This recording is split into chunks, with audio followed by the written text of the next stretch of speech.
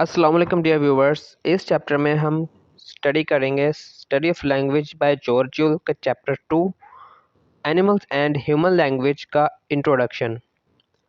Video शुरू करने से पहले आपसे एक छोटी सी रिक्वेस्ट है कि अगर आपने अब तक मेरा चैनल सब्सक्राइब नहीं किया है तो मेरा चैनल सब्सक्राइब कर लें। डियर व्यूवर्स, जॉर्ज यूल अपनी बुक के हर चैप्टर के स्टार्ट में एक छोटा सा इंसिडेंट डिस्कस करते हैं।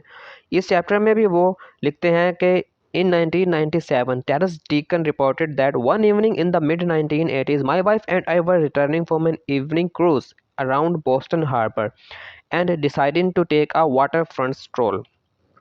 मिड 1980 की एक शाम को वो और उनकी वाइफ एक शाम के वक्त चहलकदमी से वापस आ रहे थे, तो उन्होंने फैसला किया कि वो एक वाटर फ्रंट के सामने से गुजरते हुए जाएंगे।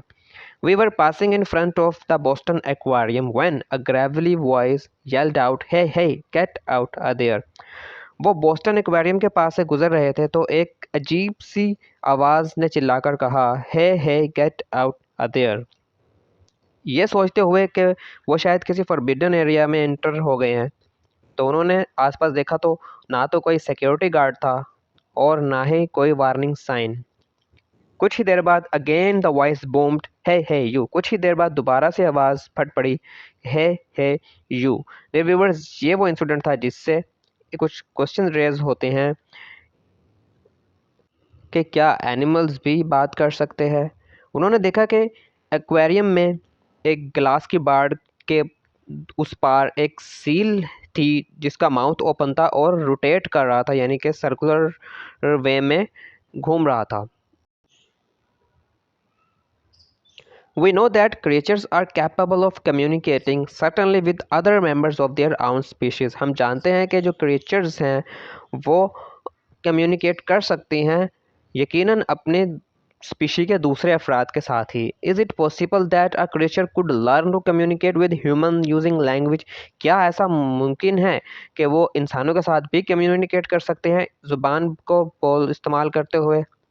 Or does human language have properties that make it is so unique that it is quite unlike any other communication system and hence unlearnable by any other creatures? क्या इंसानों की लैंग्वेज की ऐसी खसूसियात हैं जो कि इनको दूसरी क्रिएचर्स की लैंग्वेज से यूनिक बनाती हैं और वो दूसरी क्रिएचर्स जो हैं वो इसको नहीं सीख सकती?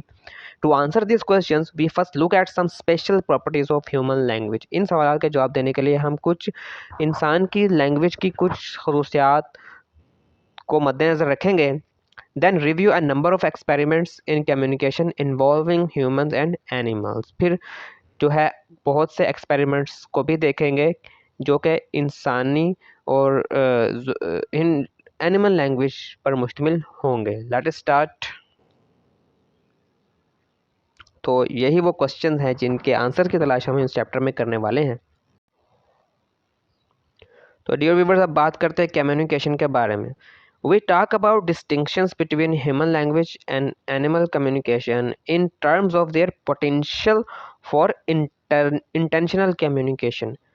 डियर व्यूअर्स, जब हम इंसानों और जानवरों की लैंग्वेज के फ़र्क के बारे में बात करते हैं तो दरअसल हम इस फ़र्क को उनके पोटेंशियल फॉर इंटेंशनल कम्युनिकेशन के लिहाज से डिस्कस करते हैं, यानी कि उनकी कम्युनिकेशन का इरादा क्या है उसके लिहाज से हम बात करते हैं इंटेंशनल कम्युनिकेशन के पर्पस से। ठीक है डियर व्यूअर्स, यहाँ कम्युनिकेटिव सिग्नल्स और इंफॉर्मेटिव सिग्नल्स के बारे में जानना भी ज़रूरी है कि इनमें क्या फ़र्क है, ये भी हम देखेंगे। एक्चुअली हमारा जो बिहेवियर है और जानवरों का जो बिहेवियर, ये हाँ इंसानों को हम पर्टिकुलरली बात करें तो ये दो तरह के सिग्नल्स प्रोड्यूस करता है। तो एक है कम्युनिकेटिव सिग्नल और दूसरा है इंफॉर्मेटिव सिग्नल। तो कम्युनिकेटिव सिग्नल्स क्या होते हैं? This is the behaviour used intentionally to provide information.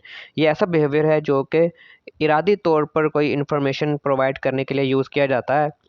When you use language to tell the interviewer, I am one of the applicants for the vacant position of senior brain surgeon at the hospital, you are normally considered to be intentionally communicating something. फ़र्ज़ करें आप एक brain surgeon है और एक hospital में आपने senior brain surgeon की पोस्ट के लिए अप्लाई किया है। जब आप इंटरव्यूअर को कह रहे होते हैं कि मैं हॉस्पिटल में एक सीनियर ब्रेन सर्जन की पोजीशन के लिए एक उम्मीदवार हूँ, तो उस वक्त जो है आप एक इंटेंशनली कम्युनिकेटिंग कर रहे होते हैं, इंटेंशनली कम्युनिकेट कर रहे होते हैं। इंफॉर्मेटिव सिग्नल की बात करते हैं। इंफॉर्मेटिव सिग्नल क्या होता है? This is the behaviour that provides information usually unintentionally. तो ये ऐसा बिहेवियर है जो कि अनइंटेंशनली, गैर इरादी तौर पर इंफॉर्मेशन प्रोवाइड कर रहा होता है। फॉर एग्जांपल लाइक स्नीजिंग, छींकना, ये शो कर रहा होता है कि you have caught a cold, आपको कोल्ड हो गया है, यानी फ्लू या नज़ला है आपको, ठीक है। तो ये ऐसा एक्शन है जो कि जिससे आप दूसरे को बताते तो नहीं कि भाई मुझे नज़ला हो गया है, लेकिन आप की स्नीजिंग से आपको बार बार छींके आ रही हो, तो इंटरव्यूअर या कोई भी शख्स जो आपके सामने बैठा है वो समझ जाएगा कि आपको कोल्ड है। वो ये जो है प्रेडिक्ट करता है इस चीज़, ठीक है। इसी तरह आप अगर अनईज़ी बिहेवियर होता है, ये शो करता है कि आप डिसऑर्गेनाइज्ड हैं। फॉर एग्जांपल अगर आपने अनमैच्ड पेयर ऑफ सॉक्स पहना हुआ है, जुराबों का ऐसा जोड़ा पहना है जो कि मैच नहीं कर रहा, तो आप अनईज़ी फील करते हैं और दूसरा जो है आपकी अनईज़ी बिहेवियर से समझ जाता है, ठीक है।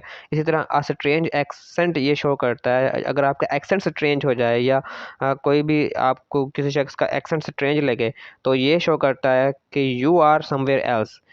किसी भी शख्स का एक्सेंट क्या शो कर रहा होता है, ये इन्फॉर्मेशन देख रहा होता है कि आपका ताल्लुक किसी और रीजन से है, आप उस इलाके के नहीं हैं। Humans are capable of producing sounds and syllables in a stream of speech that appears to have no communicative purpose. Humans ऐसे साउंड और सिलेबल्स अपनी स्पीच के दौरान ऐसे साउंड और सिलेबल्स प्रोड्यूस करते हैं जिनका कोई कम्युनिकेटिव पर्पस नहीं होता। फॉर एग्जांपल ग्लोसोलेलिया, इसे ग्लोसोलेलिया कहते हैं हम। Also known as speaking in tongues, इसे स्पीकिंग इन टंग्स भी कहते हैं। Glossolalia is actually the production of sounds and syllables in a stream of speech that seems to have no communicative purpose. ये हमारी गुफ्तगू के दौरान जो है ऐसे साउंड्स और सिलेबल्स हैं जिनका कोई कम्युनिकेटिव पर्पस नहीं होता। This is actually associated with the religious practices. ये रिलीजियस प्रैक्टिसेस यानी कि हमारी जो रिलीजियस प्रेयर्स हैं और पेंटोकोस्टल चर्चेस की जो प्रेयर्स हैं इनसे एसोसिएट होती है, ठीक है। जब यानी कि रिलीजियस प्रेयर्स के दौरान हम अपेरेंटली तो ऐसा लगता है हम किसी ह्यूमन से कम्युनिकेट नहीं कर रहे, लेकिन गॉड से कर रहे होते हैं। Some of the chirping and singing produced by birds, और परिंदों की चहचहाहट जो है ये भी ग्लोसोलेरिया है, उनका कोई कम्युनिकेटिव पर्पस नहीं लग रहा होता। The blackbird is not communicating anything by having black feathers and sitting on a branch. किसी शाख पर बैठा हुआ एक काला परिंदा अपने काले रंग और ब्रांच पर बैठने से कोई कम्युनिकेशन नहीं कर रहा होता, ठीक है। इसका कोई कम्युनिकेटिव पर्पस नहीं लग रहा होता apparently. However, the bird is considered to be sending a communicative signal with the loud squawking produced when a cat appears on the scene. लेकिन जब बर्ड्स जो हैं दरख्त पर बैठे हुए बर्ड्स किसी कैट को देखते हैं और वो स्क्वैकिंग साउंड शुरू कर देते हैं, यानी बहुत से शोर मचाना शुरू कर देते हैं, चिल्लाना शुरू कर देते हैं, ये कम्युनिकेटिव सिग्नल हो सकता है जो कि कैट की प्रेजेंस को शो करता है। तो डियर व्यूवर्स, ये था हमारे इस चैप्टर का छोटा सा इंट्रोडक्शन। नेक्स्ट हम ह्यूमन प्रॉपर्टीज़ के बारे में डिस्कस करेंगे, वो नेक्स्ट वीडियो में, नेक्स्ट पार्ट में, जिसका लिंक इस वीडियो के डिस्क्रिप्शन में मौजूद है। तो लास्ट में मैं फिर आपसे रिक्वेस्ट करूंगा कि अगर आपने मेरा चैनल अब तक सब्सक्राइब नहीं किया है तो please do subscribe the channel. Thank you.